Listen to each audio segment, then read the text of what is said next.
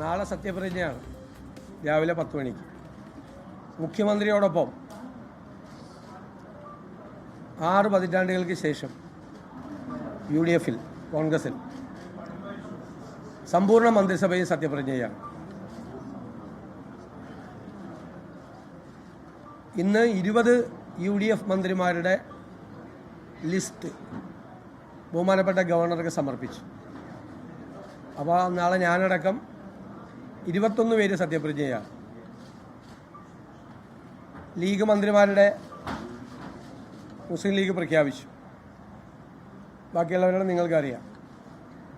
കോൺഗ്രസിൻ്റെ ചരിത്രത്തിലെ ഏറ്റവും വേഗത്തിലെടുത്ത തീരുമാനമാണ് മന്ത്രിമാരുടെ ലിസ്റ്റ്. അതിൽ 63 MLA-മാർ കോൺഗ്രസിലുണ്ട്. ഒരുപാട് അർഹതപ്പെട്ട ആളുകളുണ്ട്. നമുക്കിതിൻ്റെ അകത്ത് ഉൾക്കൊള്ളിക്കാൻ പറ്റാത്ത ആളുകൾ, അർഹതപ്പെട്ട ആളുകൾ അക്ഷരാർത്ഥത്തിൽ. പക്ഷെ നമുക്ക് 11 പേരാണുള്ളത്.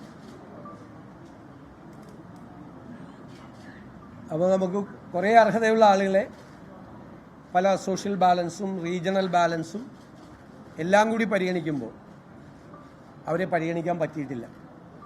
അതിലെനിക്ക് വലിയ ദുഃഖമുണ്ട്, വലിയ പ്രയാസമുണ്ട്. വളരെ അടുത്ത സഹപ്രവർത്തകരാണ് പുറത്ത് നിൽക്കുന്ന പലരും, ഇതിൽ പെടാത്ത പലരും. പക്ഷെ പല മാനദണ്ഡങ്ങൾ വെച്ച് കോൺഗ്രസ് പോലത്തെ ഒരു പാർട്ടി മന്ത്രിമാരെ നിശ്ചയിക്കുമ്പോൾ ഉള്ള ചില പരിമിതികൾ, ചില സാമൂഹ്യ യാഥാർത്ഥ്യങ്ങൾ, പ്രാദേശികമായ വിഷയങ്ങൾ, മേഖലയെ സംബന്ധിച്ച പ്രശ്നങ്ങളെല്ലാം അതെല്ലാം പരിശോധിച്ച് പ്രധാനപ്പെട്ട നേതാക്കളെല്ലാം കൂടിയാലോചിച്ചു. AICCയുടെ അനുവാദത്തോടു കൂടിയാണ് ഇന്ന് 5 മണിക്ക് ശേഷം ഗവർണർക്ക് ഈ ലിസ്റ്റ് സമർപ്പിച്ചത്.